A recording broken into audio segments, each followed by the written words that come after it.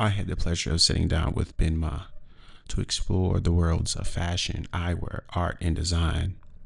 Ben is an alum of LA's prestigious Art Center College of Design and a former designer at Yeezy, where he helped shape some of the most influential aesthetics in contemporary fashion and set design.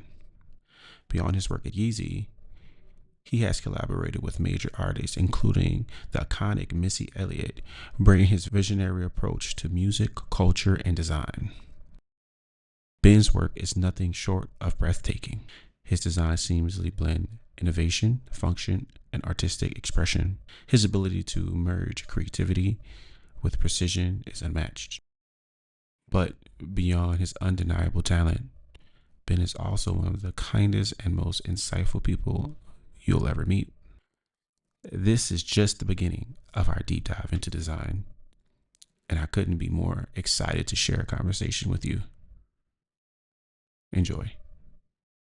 I don't know enough about history, but I'm really open to what you will share with me. For sure. I mean, I think history is very important, and I think currently, history in America specifically, if you were raised in America at all and given history in America, it's very complex. Only because we are, the Americans and the most recent Americans, they're the most recent people to colonize the Americas, and they're the ones who mainly created the narrative of America and the peoples of America. So it can get a little wild there. So me personally, I was a history major in college, and I actually focused on American history. So I kind of studied a lot of the ancient American history. So just studying that, you find quite a bit of like crazy stuff that you're like, wow, I wouldn't. The more you know. Yeah, you haven't privy to that information, K through 12, right? So if you experienced public school here, or probably even most private schools and university, you kind of get a colonized history for the most part, basically a narrative that they want us to have. So whenever we speak on certain topics, it's coming from a certain lens that I personally feel, doesn't allow us to get to solutions that, that we want to resolve here in America. So yeah, I think we have quite a bit of complexity in our history here, and for me, I want to use this platform to really like speak on that and talk about it, and just give people a different perspective to pull from when they are trying to attack issues that probably affect them on a daily basis. And we know one of the biggest things in America that we have issues with, everyone knows, is the race issue. America literally created the ideology of race. So, the creators, we're going to probably do it the best in the world. I came from actually that's not really that true. Like I was gonna say, like I came from a more homogenous place. Right. But then, in China, everybody is also super different. But here it's, because I came here when I was 15. Yeah. From China to United States, and yes, like race suddenly for me personally, became a more obvious thing. Right. Like I can see it. Before that, I've never met a black person before. Right. I've never, met a white person before. So. You never met a white person before? Well, probably like super occasionally. Got it. Right. And differences became visual, became what you see every day. Yeah, I think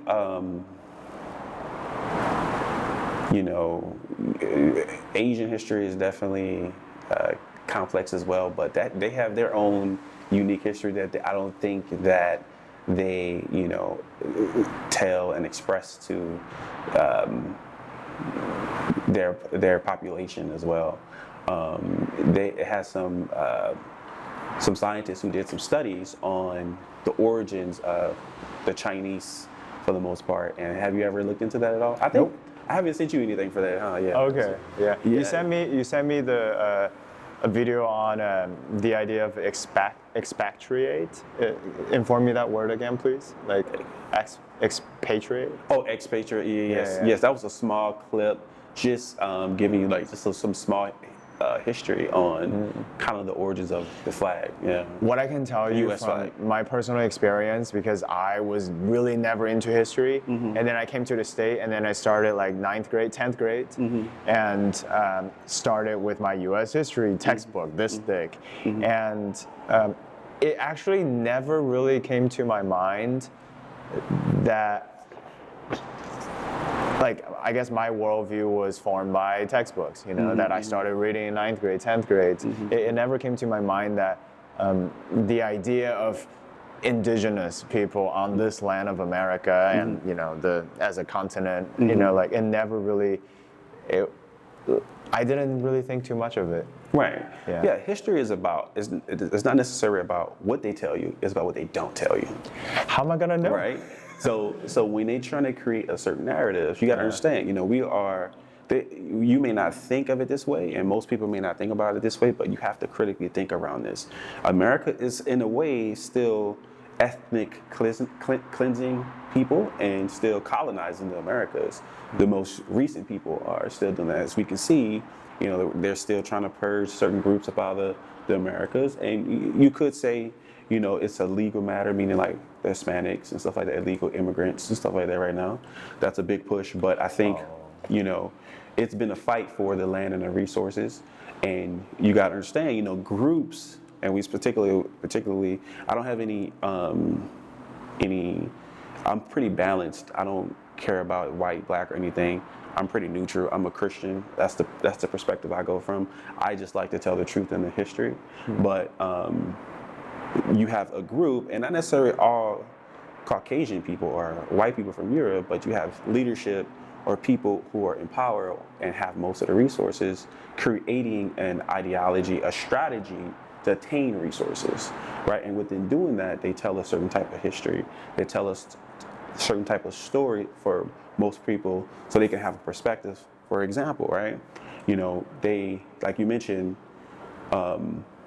it's a certain history that, viewpoint you kind of had, and you didn't even think about indigenous Americans, especially black Americans being indigenous, right?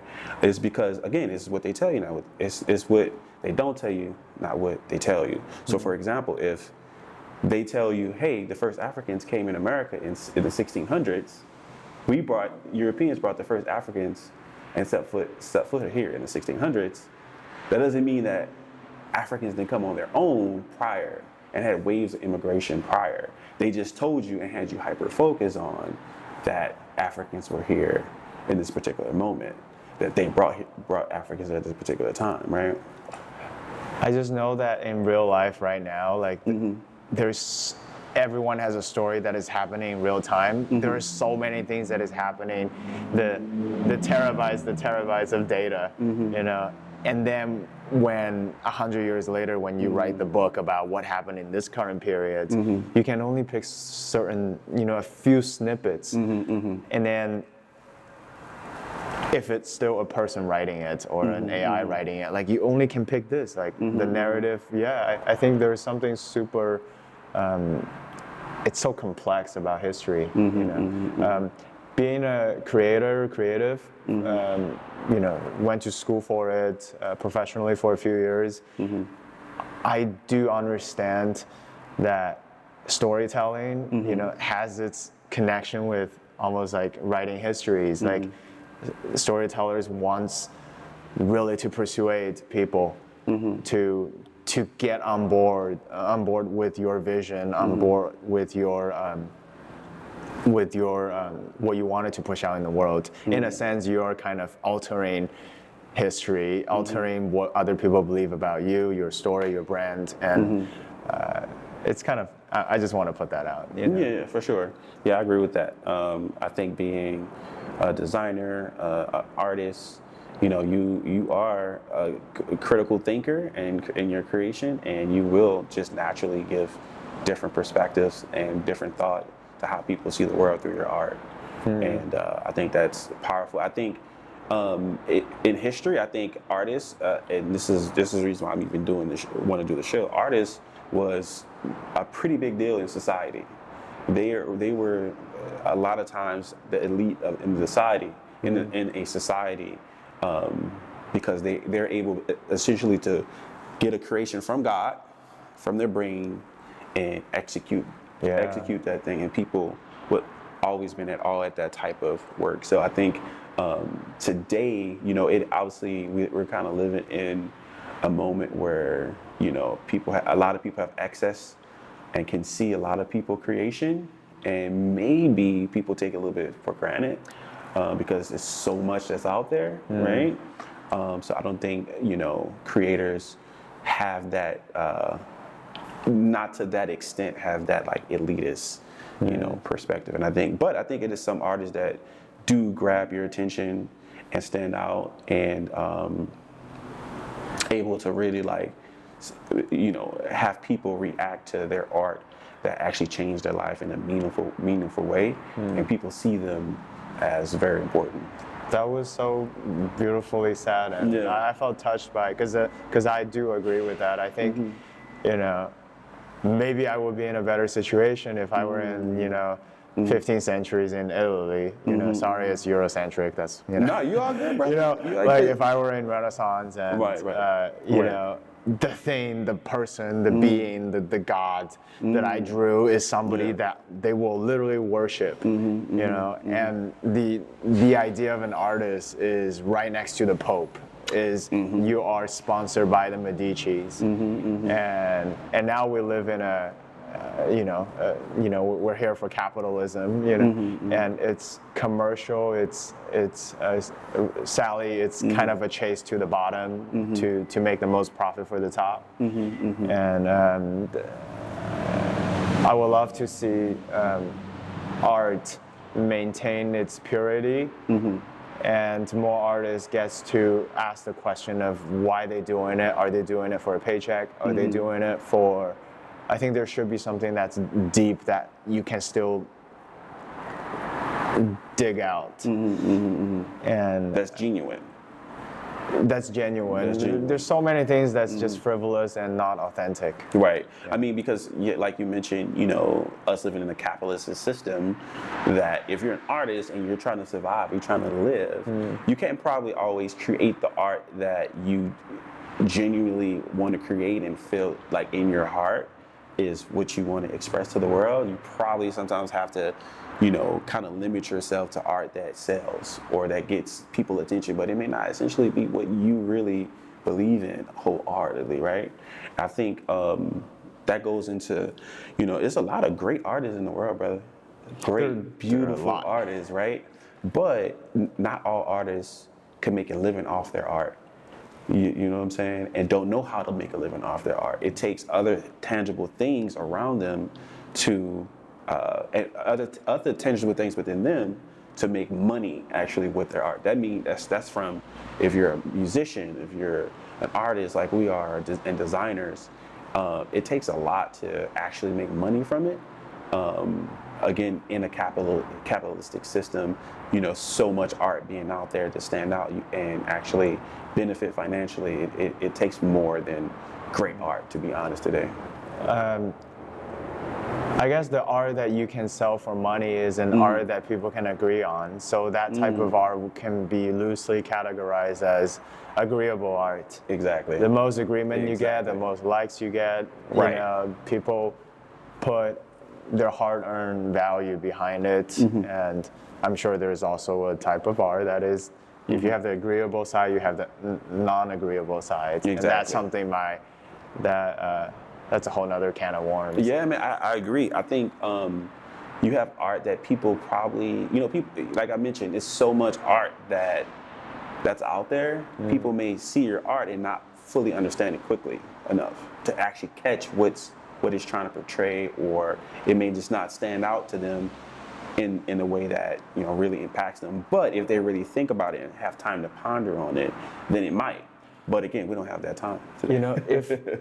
if this was still like let's say this was 100 years ago, Right. I still think like people 100 years ago here in America probably had a lot of access to, like, you can go to Met and see like things dramatic, you know, and right now we can do this and see 100, 200 things that were like, oh wow, wow, wow, wow, wow, and just imagine you live in a village and then you just farm, you know, and then suddenly you came across this art. Maybe the only art that the person sees is that painting from the altar in the church, you know.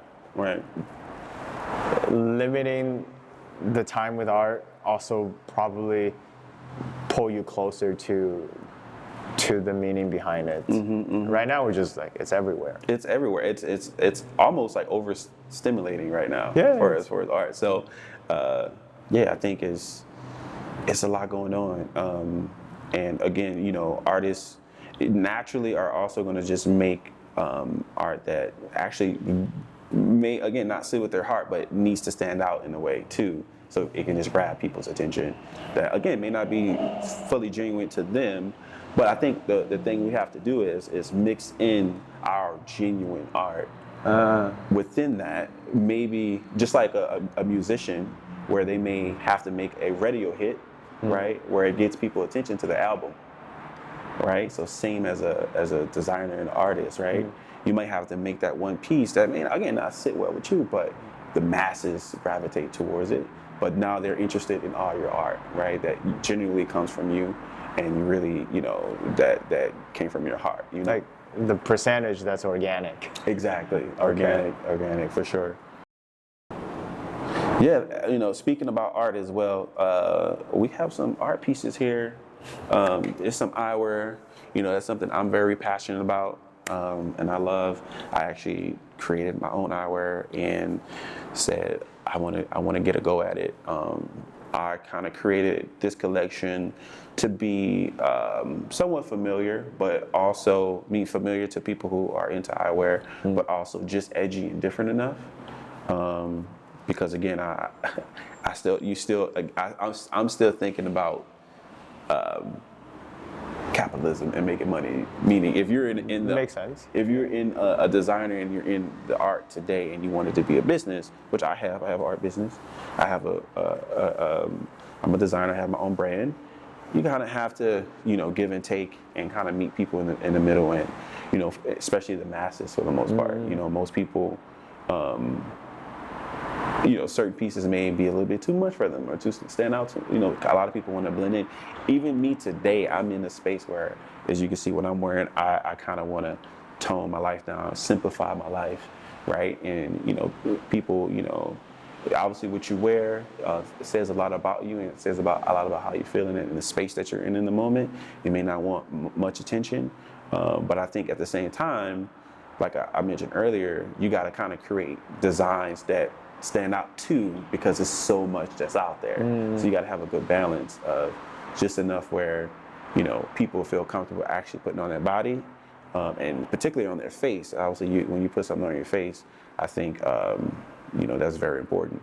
And also, you know, you having just enough difference where it stands out and people gravitate to it and it catch their attention. So yeah, let's take a look at some of it. I'm actually wearing these. These are, again, part of the Raven collection. You said Raven? The Raven collection. Oh, cool. Is that your favorite bird? So actually, the Raven collection is, so it was a indigenous American folktale.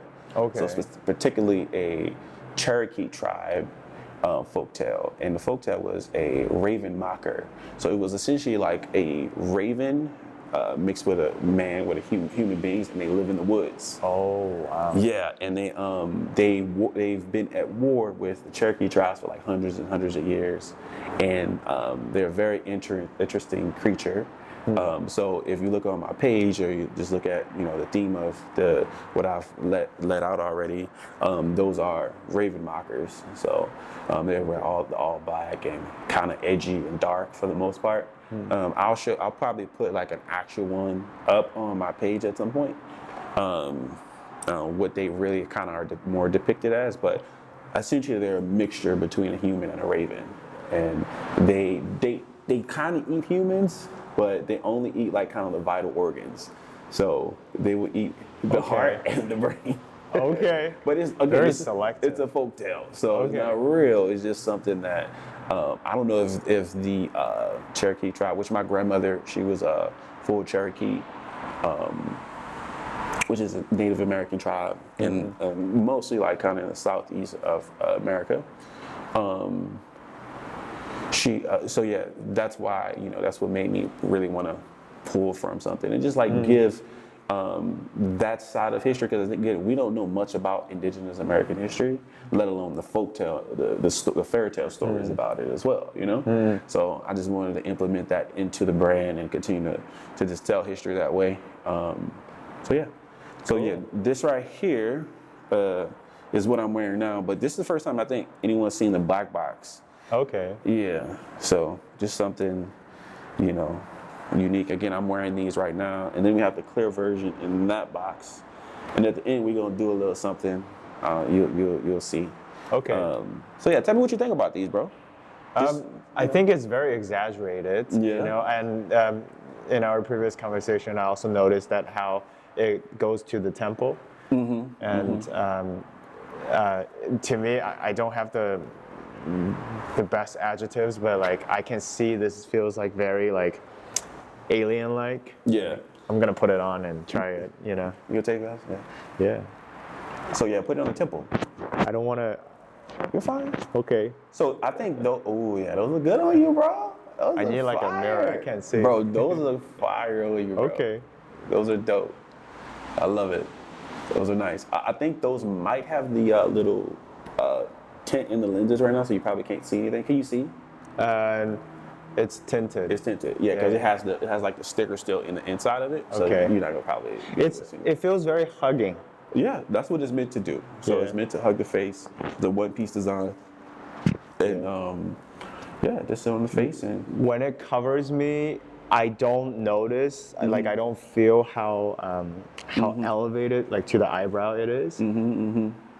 Yeah. So yeah, those took a lot of fit tests, and we had to fit it on a lot of people, just so we can get kind of like a median where people, you know, everyone's kind of comfortable wearing them, especially when you make a one-piece design, no hinges.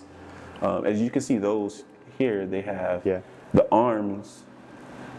People haven't really seen the arms, so you see how these have the crazy arms. So I made two different versions. So the one I'm wearing has more of a normal arm. So actually, you can look in here. Yeah. Excuse me. See, those have like more of the normal arm. Ah, okay. What's the story of this? So the one that's... those are the actual designs that I created initially. But I do know people have long hair, people have dreads, people have hair that they will be putting in, especially since they're going to be going more on the temple, right? So if you're putting it on and trying to take them off, it can be very difficult. So I wanted to create some designs maybe for someone like you who doesn't have super long hair, where it's going to be easy no matter what to put them on. You ain't got hair to get in the way. But then I needed to make something for people who actually wanted to wear them, and they could just simply put them on, take them off without that back hook on them for the most part. Yeah. You see that? There's no hook, so they could just slide it on, slide it off, you know? I like the gesture. The gesture goes like this. It's like another, I can see the initial pen movement of what you wanted to convey. Exactly. Like a jump. Yeah. Right. So yeah, I partnered with some 3D designers, and obviously I sketched it all up initially, and then we went to town. It took about to get to the final version. I'm gonna just be honest, you may think I'm playing, but it took about a year. Oh wow. Yeah. To going back and forth with fit, design, printing out the 3D prints. At first they were super thin, so we had to, that kind of that design wasn't quite sturdy enough for me. I wanted to make a design that was, if you drop it, it was hard to break, whatever the case may be. Also, the reason why it's a one-piece design and no hinges. It's just less ways of breaking. Right. Yeah, the Also, hinges. Also, you have a bigger footprint. So, like, a lot of people lose their glasses. I've had so many Ray-Bans and eyewear. I lost so many pairs. So I just wanted something that either I'm gonna keep on my face, and I'm not just gonna sit down, like if I'm out somewhere and just forget about it. But at least if I put it down, it's a big enough footprint I can see it in. Just like I square them up in this little slide, and It has I a more. forget them. It has more of a presence when It has you more put of a it presence, outside. right? Okay. And you can't put them in the also in your back pocket. No, you can't. Break them, right? Yeah. So this is why I ended up with this design. Also, it's because I was able to get this design. 3D printing, you're able to do much more than plastic injection molding. If you do a plastic injection, it's very limited to like the color scheme and what you can do. So I wanted it to be a lot more artistic and unique, and obviously these are actually hand painted. Yeah, okay. So they're hand painted with car paint. My son, he absolutely loves cars. Okay. So I was like, really my last few designs, my last few drops, I actually incorporated kind of inspiration from him. So like, for example, if you remember, I did a car release, like car on the shirt and stuff like that. Okay. I don't know if we knew each other yet, and it's not on my page yet. Not but sure. Okay. I made all the cars number 2 on it, and number 2 is basically like his number. He was born December 22nd, 2020. Oh, So okay. 12, 22, 2020. So Okay. that was inspiration there, and obviously the cars themselves. Like, when I tell you, this boy is in love with cars. It's ridiculous. It's crazy. That's awesome. Like, yeah. And then with these, again, I made sure I painted everything with car paint, and that was kind of his inspiration in incorporating into these, as well as you get a high grade of paint, a better paint when you use car paint. Also, was a car clear coat on it as well. So, and the boxes are all hand painted with car paint. And it has the car clear coat on it, and it has genuine suede inserts as well. Suede, yes. Yeah. That's a good material for like car interiors. Like Exactly. suede. Yeah. Exactly. So it's a very car inspired. Yeah, and these were also the glasses design itself. I don't know, what car would you think those are inspired by? Oh, these?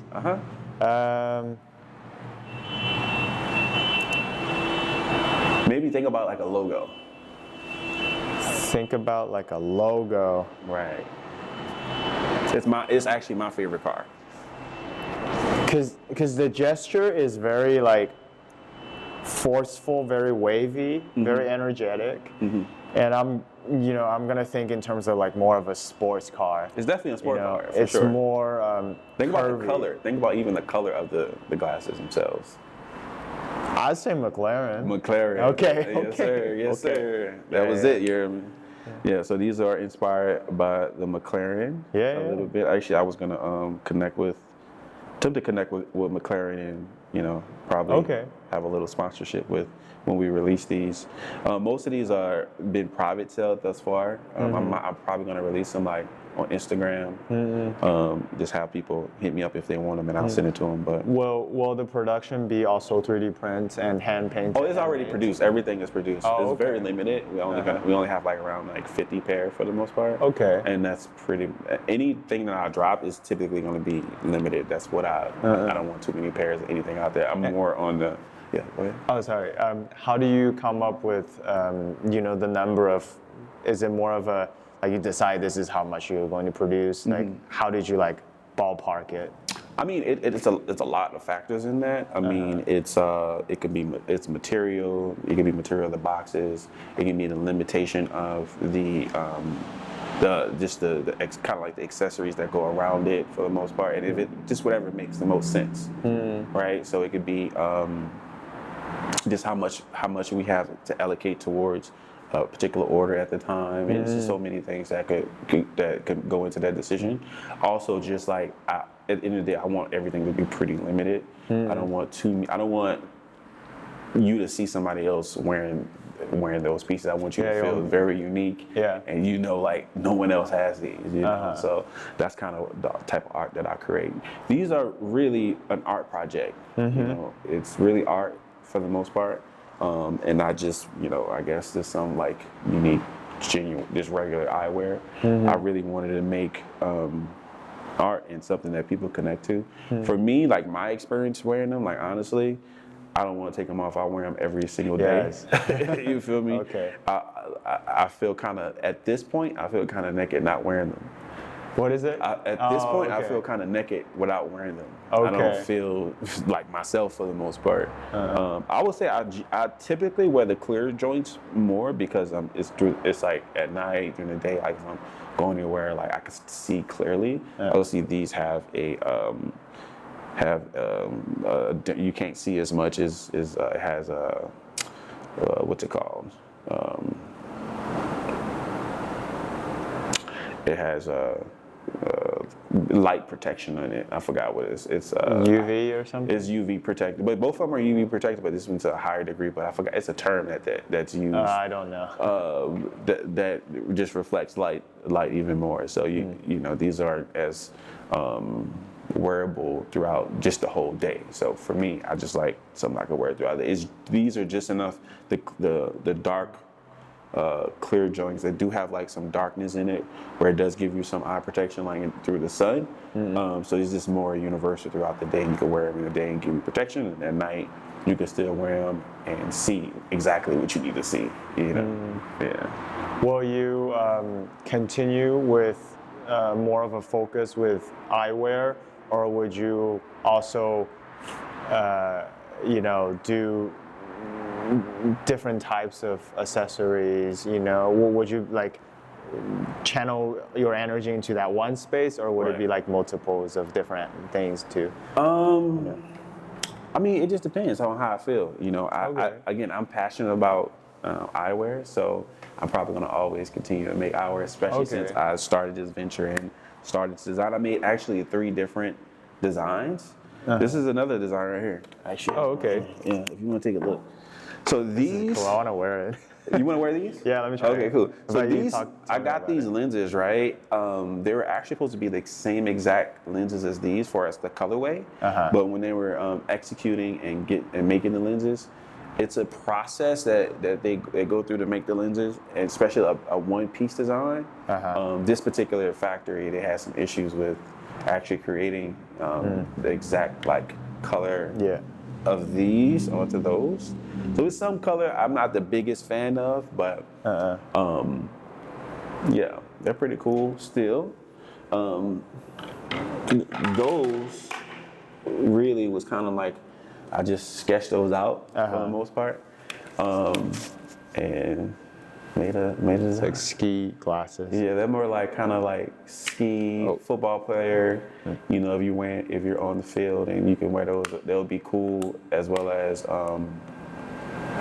that's actually a prototype. I actually have more of the real ones, the in ones in the house. There's a human-centric thing I would like to share. Of course. Sometimes when I buy and look up like really beautiful sunglasses I want to get, like I find myself gearing toward things that like look more unique. Like I think the ones that you have are on the more unique side. However, those are the ones that I want. But because I have how do you call this in English, like prescription glasses? Prescription glasses, right? And some of those like more fashionable sunglasses, they don't do RX. They don't allow you to get prescription lenses with it. So that's kind of that one area that I go, man, I wish it was more like some designers have, we spend a lot of time doing the work, and then our eyes get kind of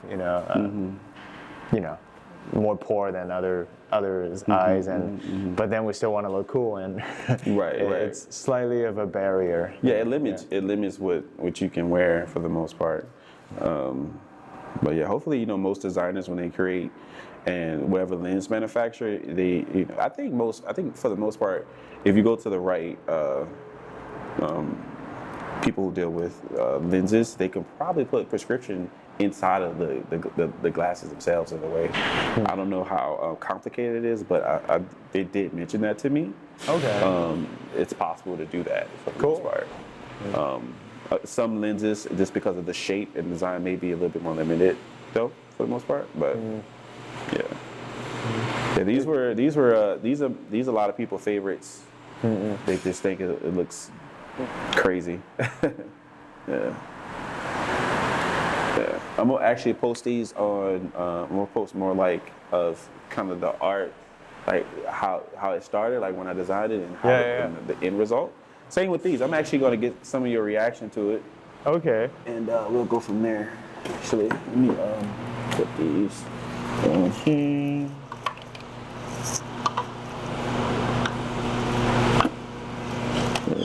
Put that there. For the most part.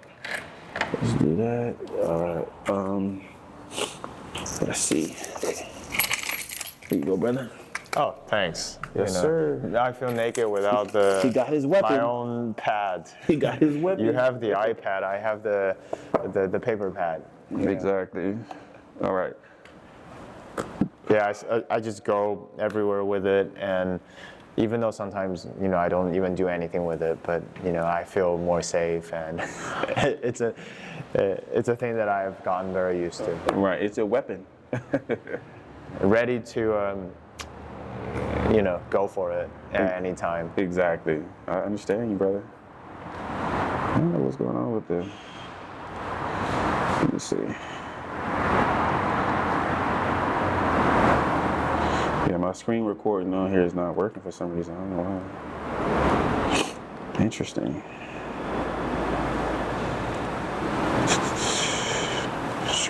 When you draw, when you design, do you do it on an iPad? Yeah, I do it on this. Every design that I've ever created was done on this iPad. Oh, okay. I love the ones that were like Procreate. You could, or probably another app too. Like you could like draw the whole thing, and then in the end you can look at a time lapse. Really? Yeah. I didn't know that. Okay. You can do a time lapse thing. So like records all your strokes. Very cool. Yeah. Actually, before we get into that, let's talk a little bit more about your design and your design process. And then, Sure. And like your inspirations and stuff like that. Like what kind of first of all, like what inspired you to be a designer? Okay, I will always have to go back to like that one person that really inspired me. His name is Sid Mead. For the audience, SYD MEAD. He has passed away, but he's named visual futurist, and he was the production designer for the first Blade Runner, and then he was also the production designer for the first Tron movie, and he went to college here in Los Angeles called Art Center, and in 2017 or 18, I discovered his work, and I knew that he was still living at the time, and then I said, okay, I'm gonna go to where this guy went to school. So I moved from East Coast and then back to, I moved on East Coast to LA, and went to school just like he did. And then I actually was able to meet him, because he lived like very close to. When did he pass? He passed in 2019 December. Oh wow. He was 85. Well, so you met him right after you kind of came here, right? When did you come? I came here in 2018 in the summer. Wow. Yeah, So I met him 3 months after I came here. Wow. So you met him just before he passed. Pretty much. Wow, that's amazing. Very short. Super thankful for that experience. Right, and he actually inspired you so much that you wanted to actually go to the school that he actually went to. He's the best in terms of vision, in terms of technique, because he does gouache, which is a thicker version of watercolor, and then the guy was just like a human machine. But sometimes you say machine as like, but a machine with a vision. And the last thing that I guess he ever told me was paint like a demon, What? Well, not in a. I know what it means. I know what you mean. Not in a culty sense, but yeah. What do you think? driven. What did you get from that? Meaning, him saying paint like a demon. What did you take from that? I don't take it too seriously. But knowing all the work that he did, having seen it in his archive, because I still maintain a good relationship with his estate, and just like he was able. I really want to. If you haven't seen his work, I'll show you. You know, you showed me something. Like he pushed. Like he's almost, his life stopped. He's gone now, but he's over there, and then he's like, "Hey, I'm here. This is as much as I achieved." And me knowing that when I'm only like, right now 26, it's kind of like a mountain that like, whoa, this is so high. This how like he set the bar, and to me, I'm always going to be like, okay, I am going to do it my way, and because somebody like him did it, and I'm always happy to talk about Sid. Huge inspiration of mine. He is your inspiration for what you do. Your profession today. That's a big part of your life and a big part of who you are. It's different now. It's because he was doing everything manually. People appreciate him still to this day because he was able to paint the most realistic, imaginative worlds, scenarios.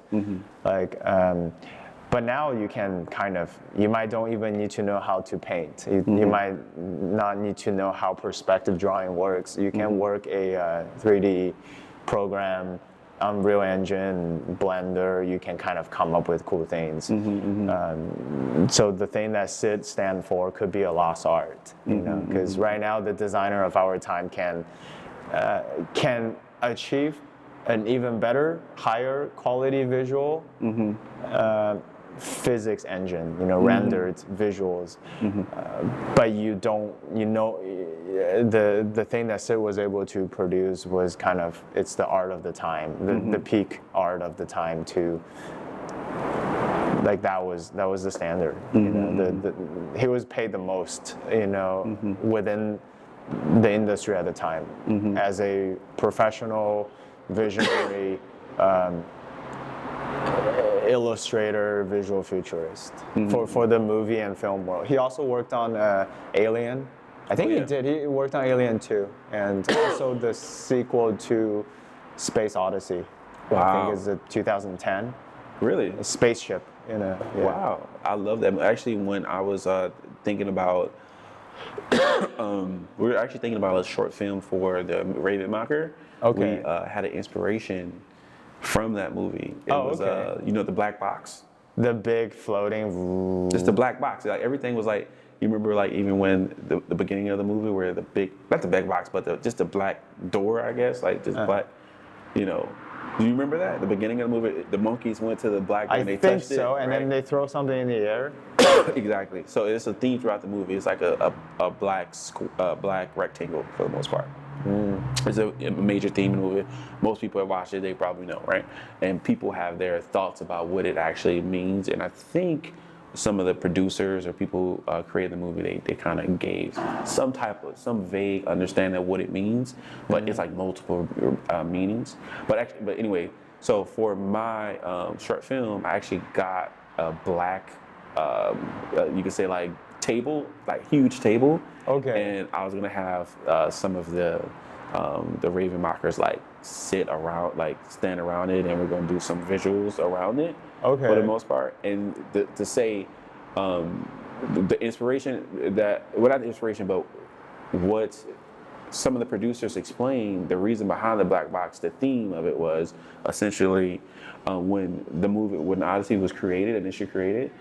I want to say that's when film really started to take off. Oh. And take off in a way where I think a lot of people was interested in the program, more people was interested in like how the programming was going to actually affect them. Okay. You know what I'm saying? Because it literally is in the name, TV program, right? So it's actually programming individuals for whatever, if it's from a psychological perspective, from the military or from the government or from the CIA, whatever the case may be, it's affecting people in the way that they think and their perspective. So what they mentioned was that the black box was actually the movie screen. That was the theme of it, the black rectangle. That was actually what he meant, what was revolutionary. And that's why in the beginning of the movie with the monkeys and all that, when they touched it, they got smarter, and they kind of knew what to do because they've been programmed. So that's kind of, I don't know if you understand what I'm saying. You know what I'm talking about?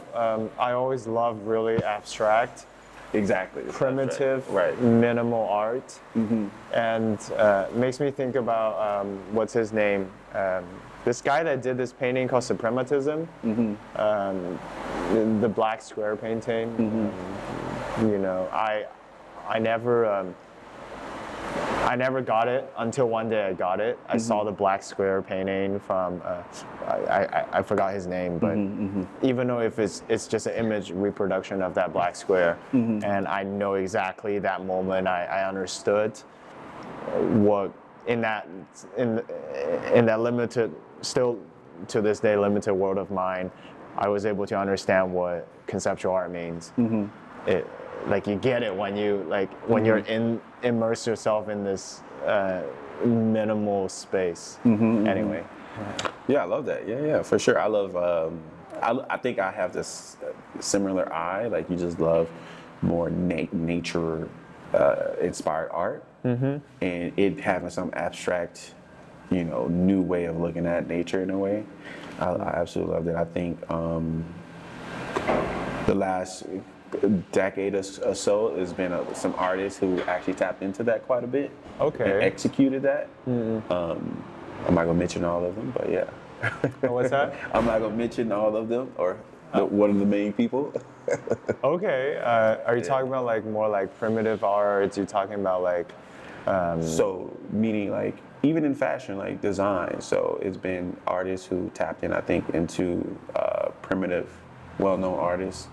Yes. Primitive design. Yes, I understand. Exactly. But at those times, I do understand, when an artist bring the idea of like primitive art, into the 21st century. They're not the originators; they're the amplifiers. They got the inspiration from history, from artists from the 20th century, 19th century, and then every century before that, and every century before that. I got to know primitive art in a much, like I study it, I was exposed to it. Really? And not to a deep historical level, more on a visual level. I understand that I'm a human. I might be programming myself by the current society, but at the same time, I know that I was also kind of had a great original programming, and there are things that my heart felt towards, and that to me is primitive art. It could be a carved out landscape. It could be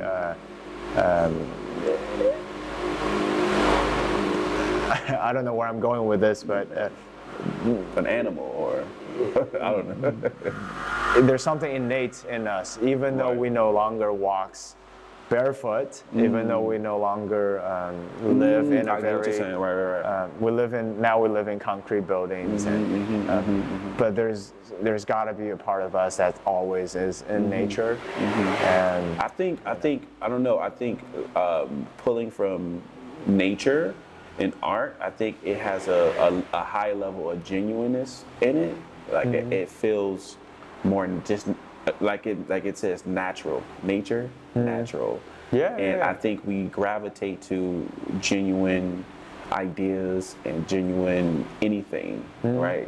Things that just God created and nature, and that goes from colors and things that you see primarily in nature. It just, I don't know, it does something, and it just pulls you in differently than something that's, I would say, overstimulating or just too much going on. it's a calming effect. The natural nature ideals or so. Yeah. Cool. Yeah. You get what I'm saying? Yeah.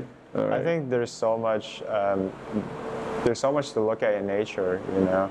I wish I could split Los Angeles into like little tiny pieces and spread it across more land so we get to see more. Right. When we live. Exactly. Instead of we're all here, you know, compressed in the city. I think, you know, it's funny, I think, you know, the future, I think that is the future, going back to nature and creating even like living spaces and, you know, everything that's geared a lot more towards how God created, being the mountains and just how the shapes, how everything is the landscape is created. That's how humans used to live within those landscapes. I think architect is going back to that because we understand how important that is, and obviously we understand just our climate and pollution and stuff like that. It's probably better for the human race to be closer to their natural state and natural state of living and sleeping and being, you know, for the most part. I think we feel more comfortable in that type of environment or environment that reminds us of that rather than being stuck in the home, in the house, four walls.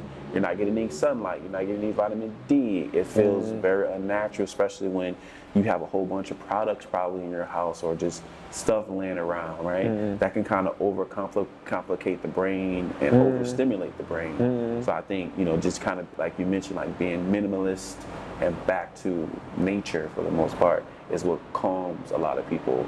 And I think that's what architect and building design is headed to in the future, or back to.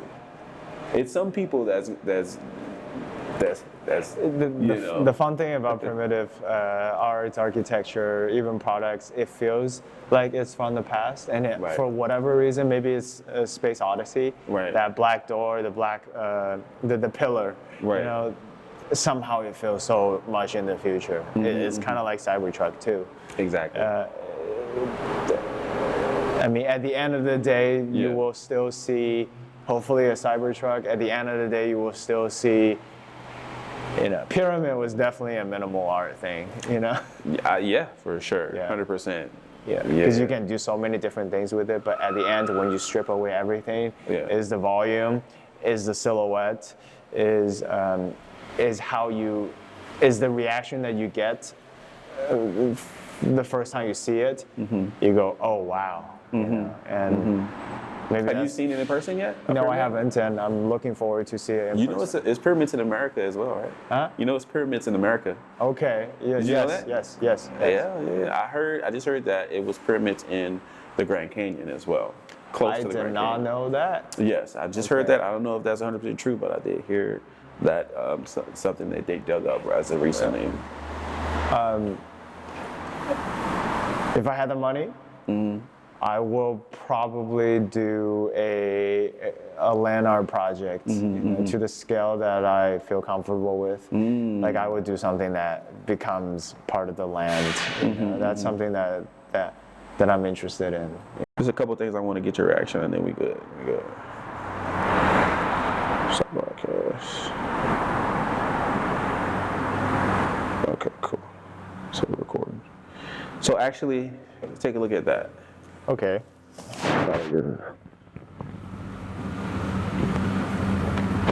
So what he is going to currently look at, this is an indigenous African tribe, and let me know if you know what it is in the comments. And this is actually something that I put into an AI space, and it was just a photo, and I made it to where it was AI image. Oh wow! Yeah. So it's like a moving, like you AI'd it with, so it moves. Yeah. So it was just an image. But who do you think these people are, just from looking at them?